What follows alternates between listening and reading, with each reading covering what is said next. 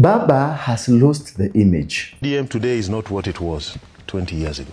ODM is dying, and the saddest part is most of us are too busy scrolling through TikTok to even notice the eulogy being whispered.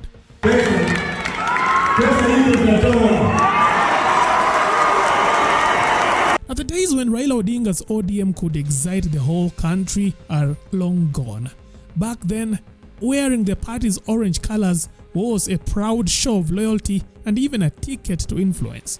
Today, bringing up ODM in the wrong crowd can get you attacked online, rejected, or pushed aside. Wewe kijana, wacha kutupa vitu hapa. Security ingia hapo ndani. Shikilia selector. Selector. Wewe hapa utafanya adabu. Weka hiyo kiti chini na usijaribu kurusha chochote hapa. Unafikiri tumekuja kuchoma mahindi hapa? Weka hiyo kitu chini. Allah. After 20 years in politics, even ODM's own leaders are starting to question the party's future. For instance, MP Karoli, a long-time supporter, has given a blunt warning. ODM is not just struggling, it may be facing a total collapse. We have gone down further. So we are not what the strength that we once were. And let's not pretend. The idea of broad-based has brought a lot of schism in the party. Karoli says the unthinkable is already happening. In areas that have always been ODM strongholds, loyal supporters are now rejecting the party. For instance, in Kisii County, once a reliable ODM zone, candidates are avoiding the party ticket. Instead, they are choosing to run under opposition parties, something that would have been unthinkable just a few years ago. If you saw what happened in Kisii, the jamboree that ODM had in Kisii, there was not a single elected member of parliament on ODM in Kisii or in Nyamira that attended that function. That should tell you something. We have 3 by-elections in Kisii, ward by-elections. Nobody picked the ODM ticket. Nobody went to pick it. If you go to Kakamega, these are our strongholds. Nobody picked the ODM ticket in Malava. Let's not pretend. I don't like pretending. Yeah? If you go to a meet, if you remember a meeting that our party leader held in Kakamega a few months ago, of the 12 MPs, only 3 attended, elected on ODM. So as we celebrate, let us do an introspection and say we are no longer what we were once. There's a problem somewhere. So, is this truly the final curtain for ODM and its larger-than-life captain, Raila Odinga? Baba has lost the image. Baba never thought that there could be a massive demonstration in Kenya where he is not involved. Baba has never slept to imagine that there is an outfit that can work in Kenya without him. So what has just dawned on him, he has lost it. And remember, during the Sabasaba, he tried to say, Sabasaba ni yetu, tutaenda Kamukunji, and nobody listened to him. He had to abandon the plot. He had to abandon the horse because aliitwa msaliti. Baba lost it when he went to the government of broad-based government. The people that had pushed to get into parliament, had pushed everything, they were pretty sure that at last we are able to suppress the dictators of this nation. But Baba went to rescue them. Remember, Ruto was the one people who rose to power through these dynasties. But he preferred to work with the dynasties other than the people he lied to.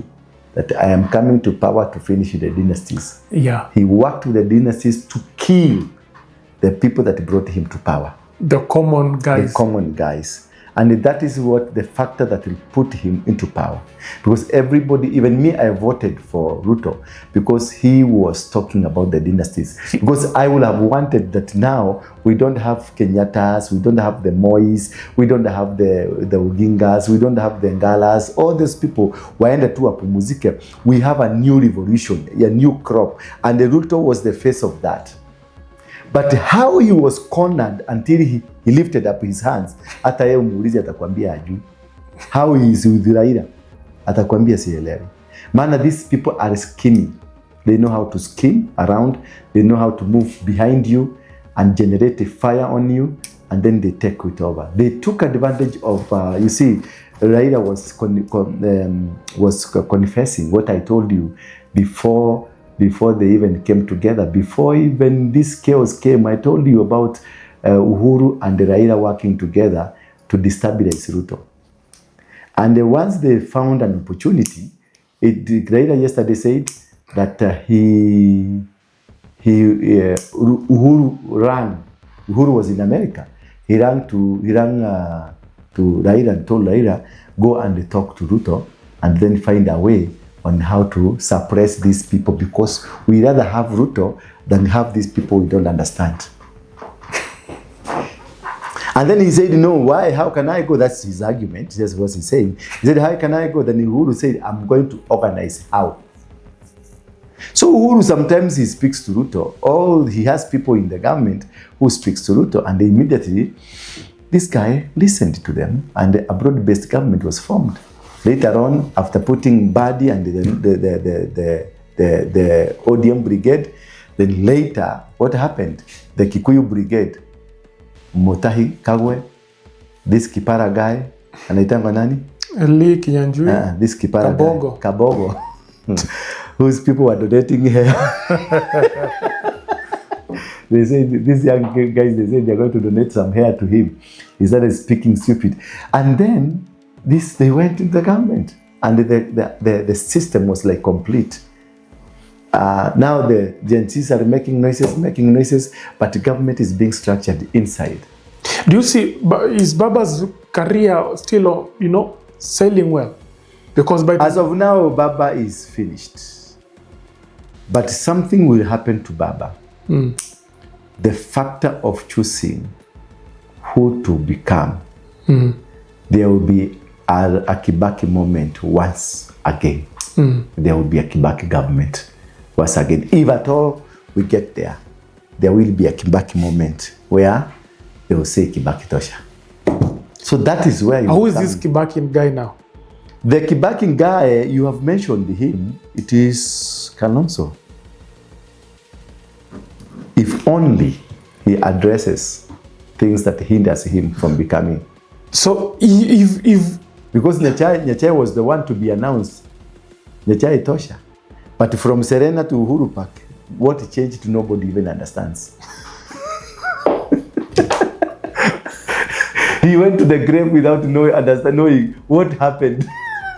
Because he only had Raila ameshika microphone. Haya.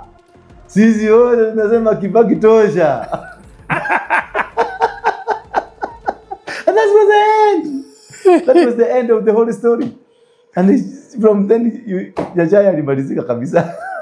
Watu wengi sana. For the people. So we just keep our fingers crossed. No, we should not close our fingers.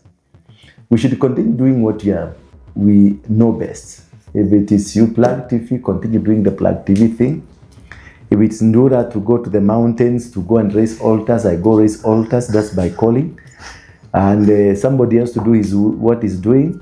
We should not stop doing things because of something that is a small thing, which even might not come to pass.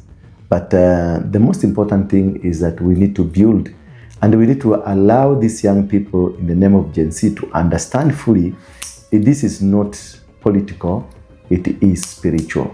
Once they understand it is spiritual, and then they go spiritual, they will win the battle. The only thing they need to come back to is to understand this is spiritual. When you heard Ruto saying 1.2 billion charge, he has moved from politics to spiritual. He has the understanding of the altars, how they work.